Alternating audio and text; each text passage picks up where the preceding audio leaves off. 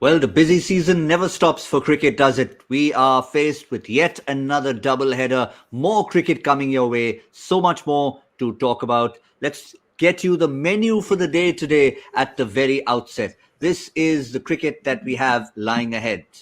First, the second game of the day. And this is an interesting doubleheader because it is coming from the same venue. From Abu Dhabi, it is going to be match number 21 in the evening. Scotland taking on Namibia. But before that, the teams already lined up, already having flipped the coin. It is Bangladesh taking on England from Abu Dhabi itself. So far, all the double headers we've had have been split between Dubai, Sharjah, and Abu Dhabi. This one's a bit of a rare one because we're going to have all potential 80 overs coming from the same 22-yard strip. To talk about that and more, I'm joined on Cricbuzz Live. Welcome all of you, and welcome to Joy Bhattacharjya and Zaheer Khan. Welcome, gentlemen. Zaheer, it should be an interesting day's cricket, particularly for a team like Bangladesh, who, after that first game against Sri Lanka, will be desperate for some points on the board. Absolutely, and they had a decent start in that game, So the first half they played really well, and after that they just couldn't close the game. So they would want to change that in this game.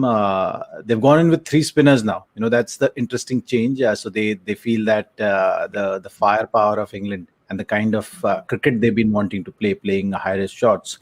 They're in with a chance if they add a spinner to their bowling lineup. So that's the thought process.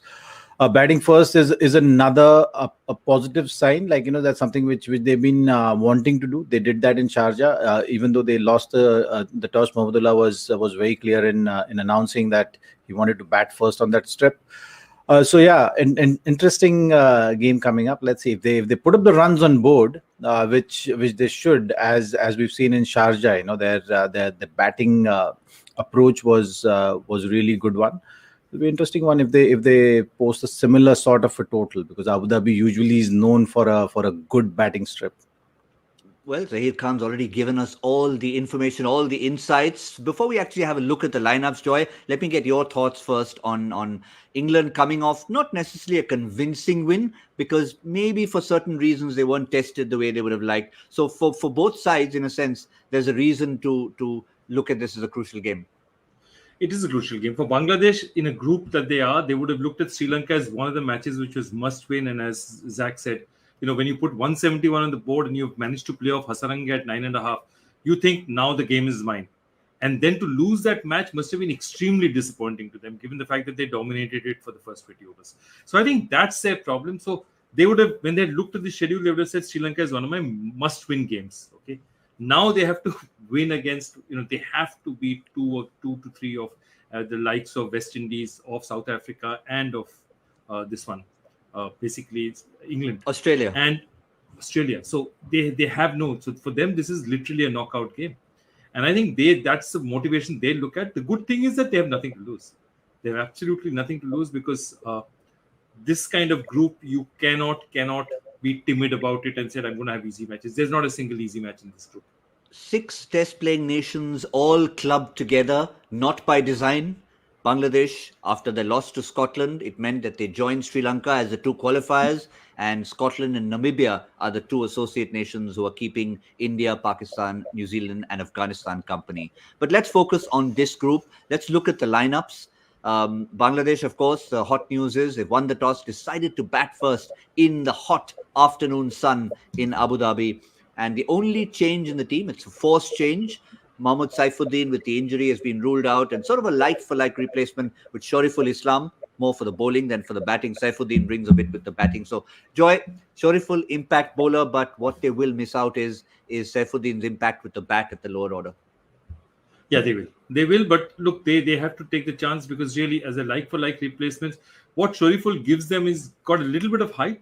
So he gives them a little bit more of, bounce off the track, and he gives them, I think he's not a bad bowler if they put up that 160, 165, 170 total, which should be a winning total.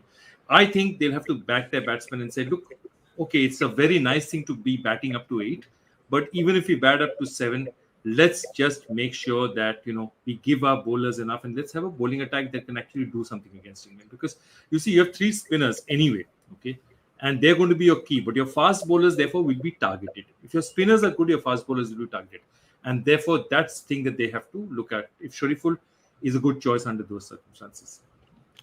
Quick one, Zaheer, before we look at the England team, we had a little discussion yesterday between Harsha, Joy and myself about where Mahmudullah should bat. Now, off late, he's been pushing himself as captain lower and lower down. Sometimes it's 7. What's your ideal position for him?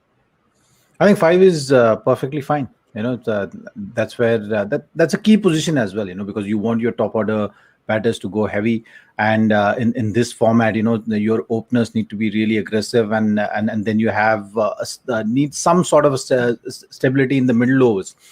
You've seen it with Pakistan as well. They've taken that kind of approach. You have Hafiz and Shoaib Malik doing that job. You have a similar sort of a mixture, with Indian team as well. Where someone like Surya Kumar Yadav can control the innings, and you have power hitters around him. So I think Mahmudullah's role is somewhat similar to all the others. That's in a way a success formula. You look at West Indies team as well. You have someone like Puran, who is used as a floater. So I think Mahmudullah should always look at promoting himself up rather than down. That's something which should be the mindset. So he can go higher than 5 if he wants. The team is in good position, but he should not push himself down just because the wickets have fallen. Yeah, I think that's a fair call. 5 was what we decided yesterday. 5 is what Zaheer Khan concurs with. Add to him coming further up the order. So you've got Shakib Al Hasan, Mushfiqur Rahim, Mahmudullah. That's a solid middle order. If only Joy, they can get a little bit more from Liton Das. Because we've seen when he's on song, he sings. Yeah, when he's on song, he's Liton the Destroyer. I mean, he's their top order enforcer. 140 plus strike rate. He's the guy who really puts the pressure. And therefore, somebody like him does it. But look at this year, 100.77. I mean, that's about 35, 40 points away from his average strike rate. And so he's been having a miserable year. He needs to have a breakout year. And because they would, in the last match, they would have thought they dodged a bullet, that Liton didn't get runs and they still reached 171. But that's not going to happen every day, because I think the rest of them, Mushfiqur and all, played out of their skin. So they need, at some point, if he doesn't fire, they can't do anything in this group. And a group like this, it's almost impossible. Liton has to fire for them. Is it, Joy? Is it the look? Because Liton with the beard is what we've been used to all these years. Ever since he shaved the beard, he shaved the runs. See, look, this is, at least in Bangladesh, shaving the beard is this thing you get off the team. In the Indian team right now, if you don't have a beard, you're not allowed in. I mean, I noticed that even Dhoni's just got a little bit more, because, he's got to be now as a mentor in the dressing room.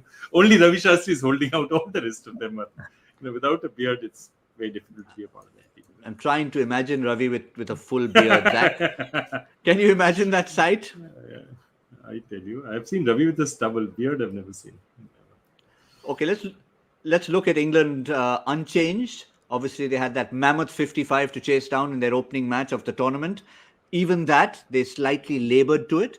But just in terms of performances, there's no reason for them to have tampered with anything. Everybody played their part. Adil Rashid, Zaheer, was a nice little bonus for them at the end. Absolutely, and Moeen Ali. So they've been using Moeen Ali. The stack up of the over is usually finish Moeen Ali as soon as possible. So that has been their approach. So they got very clear-cut plans cut out for each and every individual, and the brand of cricket which they want to play. That's the feeling I get. You with batting, doesn't matter what kind of total you're chasing or you're putting on. You just have to go from ball one. That's something which we've seen from this English team. So they've defined what brand of cricket they want to play, and then no matter who is coming in, no matter what the situations are, whether it's easy situation or tough situation. That's the reason even when they were chasing 55, they didn't mind losing wickets. They were like, we're going to go hard and finish the game as soon as possible. That has been their approach. So a lot of study around how to play the game. Is this something which you get the feeling from English camp, and yeah, spinners, Adil Rashid also taking those 4 wickets. He's looking in good rhythm. His wrong one has been his strength. So I think that's going to be their asset throughout the tournament. Yes, certainly is going to be. Joy, any other positives? So we talked about Taimal Mills briefly. He can be two sides. He can put on a 140, yet he can be that stock bring his cutters in and do the typical T20 change-up type of bowler. Yeah, I think that's the thing. That's a very interesting bowling attack. Just have a look at that bowling attack. You have the conventional off spinner. You have Moeen Ali, who's a class off spinner. You have Liam Livingston, who can do a little bit there. You have Adil Rashid, who's giving you leg spin. You have Chris Jordan, who's a very, much more of a T20 timer, and Chris Jordan are more of T20 specialists. They know how to bowl the death overs. But you also have somebody like Chris Wokes who can swing it when the occasion demands. He can really bowl those beautiful test match lines and lengths, edge to the keeper kind of bowling. So I love the way that their bowling stacks up, because they have options and they have the ability to be able to move people. And basically, where does the strength of their side coming from? The strength of their side is coming what India is looking to wondering. We just have one Ravindra Jadeja. So look at them. They have Liam Livingston, who can bowl, and he might not be required because Moeen Ali is doing that. Liam Livingston, Moeen Ali, Chris Wokes, okay, and Chris Jordan is pretty decent with the bat. If you look at it that way, Chris Jordan is a pretty capable number. I mean, he's batting at number 9. So that gives your batting a huge amount of stability. That gives your bowling options. Basically, all-rounders. That's what's making this England side look so good nowadays. Yeah, it certainly is. And also in the batting, Zaheer, they will be chasing today. So while it's out of their hands, while Shakib has won the toss, or rather Mahmudullah has won the toss and decided that Bangladesh will bat first, any areas in their batting, how do you assess a performance when you had to chase 55 the last time around, and that too struggled a little bit? Well, I think they look to finish the game as early as possible. So that has been their approach. You finish the game in 8 overs. So 55 run chase. I mean, even if you better that, you would just maybe score 50 runs. I mean, a good power play is 50 runs. Like you say 45 or 50 runs. That means you played aggressively to get to that run chase. So I think they've done fine. Even if they lost wicket, they had the approach of finishing the game early is something which I liked, and that is something which you will see from this team. Their worries is only one: the Morgan factor. His captaincy has been very good, but he's not been amongst the runs. So that has been the only concern for England team leading into the World Cup. And now, as the World Cup is going on, they will be just looking at Morgan's form. And apart from that, everyone pretty much have been good with defined roles. Mind you, they don't have Jofra and Ben Stokes. So in spite of that, they've been able to go in the tournament as one of the favorites. Yeah, fair point there. We saw those numbers, Joy. It's that eternal question which we've talked about earlier, but I think in the context of today's game, for someone like Owen Morgan, he may not be called into it if they're chasing 120 for some reason and the others do the job. Again, he may not be tested, but you want him to be tested, a bit like we talked about Pakistan yesterday. 10-wicket victory against India, but they will enjoy the fact that they came through with the 2 points with, say, Asif Ali getting runs. No, exactly. Harsha told them that, you can't win easily. You've got to win it difficult so that all your players get a chance, because that's the ideal thing. So literally, Pakistan has been ticking all the boxes, right? And I want to go back to what Zach is saying, which is also about the England approach of getting it in 8 overs. This now is a huge approach, because basically the technology and people in the coaching staff nowadays, they say that for a batting team, your resources are not used if you're not going hard. So you're better off using resources to go hard and try and get a better run rate rather than preserving wicket. What's the point of preserving wickets? So they know that they're not going to lose the match. If they'd lost a couple more wickets, they would have probably slowed down a bit. But till then, till 4, they will keep whacking. And I think it's counterintuitive, because you're saying, why do I need to lose wickets or whatever? They're not. They're just making sure that they're never going to be behind on run rate, because they know that the number of unused wickets, there's no point having unused wickets in the Hutch. You might as well use them, and wickets don't count against run rate. So I think England plays what you call 21st century T20 cricket. They're very clear about why they're doing it and how they're doing it. And that's why you say, why do you think batsmen keep hitting? Because they know that, okay, if I'm not going to get it, the next guy's going to get it. If he's not going to get it, the next guy's going to get it. Till there's a point where a batsman will turn around and say, okay, now it's time to stabilize, because we've lost 3 quick wickets. Now I'm going to hold on to one end and let's see what happens. Yeah, and they it's an follow approach. plan well. It's an approach they used in 50 over cricket, Zaheer, as well. Owen Morgan's been very unequivocal. 2015, after that debacle, they tried out the formula in a series against New Zealand. It worked, and Owen Morgan said, we're going to apply it to both white ball formats, and they've been consistent with it.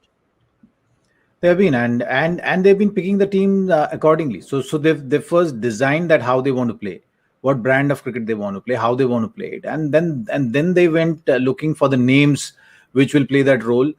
If need be, develop some players. So you've seen that this English team has given long rope to certain individuals just because they knew that category of players are not available. So you have to make do with the players you have, and then they developed them into what role they wanted, what role the team wanted the players to play. So I think that they've been very clear about, and the results of that has been showing in the last few years. You've seen that England team is one of the best teams playing this white ball format. Be it ODIs or T20s, and that's the reason they're in this tournament, and every team looks at them in that light. It's always you've seen in India as well when they were playing. They go on a rampage. They scored some 300 plus total in 40 overs or 38 overs. So they've made it very clear. And now they got the batters also who can play spin well. When you look at someone like Bairstow, Butler, they're not afraid of playing spin bowling. In fact, they got a quality leg spinner also, who they play against in nets for them to prepare better in terms of the onslaught which we've seen against the spinners as well. Something we mentioned with regard to the West Indies. I mean, even though they've got a Hayden Walsh, they've got a few wrist spinners, they still, one of the areas, anyone plays West Indies, throw in a Tabraiz Shamsi, throw in Afghanistan's brand of spinners, and they're going to have them in trouble. So, in a sense, England have ticked those few boxes, and that's why they're maybe the 2019 50 over champions. Yeah, I think all teams are going to move towards that. And realize one more thing. England's very clear about what they're doing. Like, say, Alex Hales. Alex Hales scores mountains of runs every year. Okay, you drop him because he's a very talented cricketer. But Alex Hales, they felt at that point in time, Trevor Bayliss, Owen Morgan felt he didn't fit into the team. He was a bad influence in the team. Now, it doesn't matter how many runs Alex Hales scores, he's not going to get into the setup. And, it's interesting that Zaheer says what he's saying, because Hardik Pandya is a lot like that for India, developing a player, because you have Hardik Pandya and you say there are very few guys who can bat at number 6 and finish the way Hardik does and can also bowl. So even if you have to give him a bit more time to recover, if you have to give him a bit more this thing, it's a role that India wants, a number 6 finishing batsman who can also give you a couple of overs. And I think players like that, which is why when people say, Hardik, he's getting so many chances, he's just batting, why is he there? It's because players like this we will not get every day. They don't walk into a shop and you say, okay, give me 3 number 6 batting all-rounders. And that's what England has done very well. And India is also trying to do with somebody like Hardik. Well, it's worth getting Zahir's thoughts on that, because Zaheer, we were discussing this yesterday with Asif Ali. He's got a very clear role for his franchise in the Caribbean, for his franchise in the PSL, and for where he plays in Pakistan as well. He's not going to be pushed up at number 3 and 4 when you've got 150 runs to win. 50 runs to win, 5 overs, throw him in there. We saw what he could do yesterday. Absolutely. I think in T20 format, it's becoming more of situations. So when you're designing your playing 11, you are actually thinking of different situations, and then you're trying to identify the players who are good to play those situations, and that's where the matchups are coming into play. So matchups are derived from, okay, who is going to bat at which position, and then what is your best option at that stage to play. So from that point of view, when you have someone like Shoaib Malik batting there, that he's not a power hitter, but you have a power hitter along with him to take the pressure off, and that's what Asif Ali did when he hit those sixes. He actually took the pressure off Shoaib Malik so that he could take his time there, and in spite of just going around run a ball, they were as a team in a position where they could just finish the game off with 1 over to spare. So that's how the pairs go, and I think that's why you need a different kind of players, and you need to identify the passages of play for you to get the best out of those situations for you to win games. Again, drawing parallels, we're talking about Hardik Pandya and Asif Ali. We saw Shoaib Malik yesterday, who's a veteran who really plays in different positions. And even though we talked about his weakness against really quick bowling, and they didn't have a Lockie Ferguson to throw at him, but in Bangladesh's case, Joy, someone like a Mushfiqur Rahim, who in one of the games in the qualifiers, he was pushed down to number 8, and you could see his sort of frustration. So how they use Mushfiqur Rahim is also critical for Bangladesh's success. I think so too. I think he's an explosive batsman, and again, you cannot replace experience. Why is Shoaib Malik there? Shoaib Malik is also there because he's a great reader of the game. And if you look at this record of Mushfiqur, okay, again in 2021, if you look at it, his strike rate is what would worry them. All these players at this point in time, strike rate is worrying them. But I'll tell you one thing though: if you have a really good look, you'll see strike rates have gone down on average in 2021 as well. Whether it's recovery from COVID or whether they're just getting back into the game slowly, but strike rates have gone down. But Mushfiqur and Shakib, Mahmudullah, these are the engine room of that Bangladesh team. They give that veteran leadership. They give that. And without them, it's very, very difficult for the team to play. Because, see, what do experienced players do? Experienced players read the game. Okay. Yesterday, if you look at the same situation where, when New Zealand was in a situation where they needed that experienced player, they didn't have that experienced player. Glenn Phillips, they're very good hitters, but they don't have the game sense of somebody like, Shoaib Malik, who knows when to play the game. He's been playing since 99. Yeah, fair point. So Mushfiqur Rahim also has been around for a while, and that's what they'll be relying on when they go to set a score. Now, Zaheer, obviously, I mean, the cliche is to say, let's go out there and see how it goes in the first few overs. But will they come with that mindset of a kind of a total that they want to set because they've decided to bat first? There is a reason they bat first. So you look at West Indies team and they always prefer batting second, because when they bat first, they don't know how to approach the innings, what kind of total to set. They're looking at setting, sometimes you get a feeling that 250, that magical number, which at times gets you in trouble. And you see something like what we saw in the last game. But with Bangladesh, I think, over the years, if you see, they always preferred batting first, because they feel that that's the time they don't have any pressure. They can just go out there, freely execute. You've seen it with different batters over the years that they preferred batting first. The moment they used to see a total which is out of their hand, they would not know how to approach that. So I think that's their comfort. They always feel that they're in control. They can just have a specific plan and go about doing their business. So I think they will be fine with the approach. What you've seen in the previous game against Sri Lanka is something which you'll see here as well. What they're going to need is that start. Naeem Sheikh did it fantastically well for them. Liton Das, if he comes to the party, then I think it will be a good show with the bat for them. And that's what you want to see. You know that this England team, it's not going to be easy to just roll them over for Bangladesh, right? So for them, I think for us to see an interesting game, we need 170, 180, that kind of a total. You want to see how England responds under pressure. So that is something which I'm curious to see how Bangladesh goes on about doing their business. And I think they got the goods to get to that total of 170. And it'll be a lesson. I'm glad Zaheer mentioned Sri Lanka, because I was going to ask you about that, Joy. The fact that they had to set a total, yes, it wasn't successful because Sri Lanka was outstanding towards the end with Asalanka. But they will have learned from that, saying that, okay, this is what we did against Sri Lanka. We are batting first again, out of our choice. This is England. Maybe we need those few extra runs, a bit like Afghanistan. Remember, Joy, we questioned Afghanistan. Really? Batting first? Not worried about you? Put on extra 20 runs, 30 runs. Yeah, no, absolutely. And look, it's England. It's England. This is a decent service, and Zach has probably seen this surface 15 days ago or 20 days ago. So he'll know exactly how these surfaces are playing. And it's one of the more decent wickets that you're going to get out there. They have to take advantage of that. And why does they feel that their spinners are their key against somebody like in England, and Mustafizur, who's himself a unique bowler, because he's not this conventional fast bowler. It's all about the wrist and how he uses it.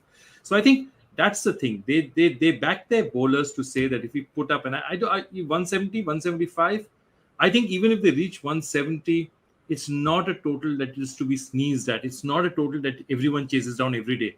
And while England sometimes do very well, they also can go spectacularly wrong because their batsmen will just keep hitting until they reach a particular stage.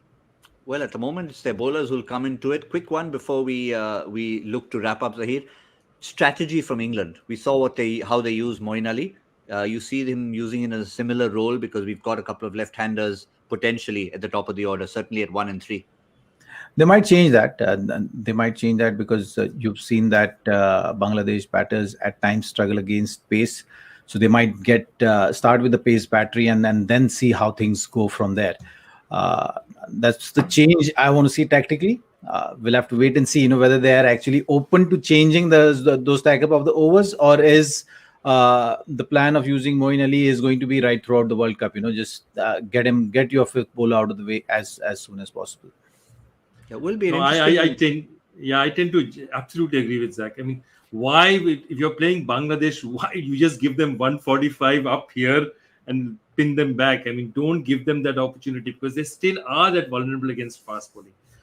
They'd love to see Moeen Ali. They'd prefer to see Moeen Ali. They might get out trying to tonk him, but they definitely prefer to see Moeen Ali up front early rather than a good fast bowler. Fair point. We tend to get so sort of pigeonholed into saying, okay, left-handers, so off-spinner, get him in. Like we keep saying, can't off-spinners bowl to right-handers? Can't the changes be made? But we shall see what Owen Morgan's tactics are when the time comes. For now, the only tactics we're looking at, look sharp. It's question time. It's joy factor time. Okay. Which cricket record is jointly held by a country created by the Velvet Revolution and one that formerly had a stadium in Uttarakhand as its home base? I think, Gautam, you've got this straight off the bat. Yeah, pretty much. But I'm sure people will just take a few seconds to figure out home base. Once you get that, I'm not going to say anymore. We've been talking a lot about it. But what we haven't talked about yet is we've just made suggestions. The other day, Zaheer, Afghanistan decided to bat first. He put on a mountain of runs. It's a different matter. Scotland couldn't get 1/3 of them. But how much do you reckon are Bangladesh going to improve on their total against Sri Lanka? I'm going with the same number. 172 it was? 172 is my number. 171, yeah. Yeah, okay, 172. Fair enough. Joy, higher than that? Oof, big one. I mean, I like this England bowling side. So I'm going to go 160. 160. Well, at the cost of losing out a few very loyal fans in Bangladesh, I'm going to go even lower. The last time I did this actually on a show, I got so many brickbats. I said, look, it's just a prediction because it was during the 2019 World Cup. I think it was a game when Bangladesh got 300 plus. Yep. Did they get 300 plus against West Indies? Yeah, they did. So that was the game I predicted they would get 170 batting first. They got 300 plus and my Twitter exploded. Nothing, never come back to our country. I was like, all I said was a prediction. I didn't mean it out of my heart, but I'm going to just go with 149 just as a pure gut feel. Little impact up front from England, recovery from Bangladesh, and something on the board for them to defend. I could be horribly wrong, and I apologize in advance for that. It's all part of the fun to try and get things in. So there we have it. We've got our joy factor question in. We've got our predictions in. It's England versus Bangladesh. We're going to talk a lot about the second game on the same strip, Scotland versus Namibia later. For now, that's all we have on the show. We'll see you in the 10th over on Cricbuzz Combox. Bangladesh have won the toss. They're batting first. We'll see you soon. This is Cricbuzz Live.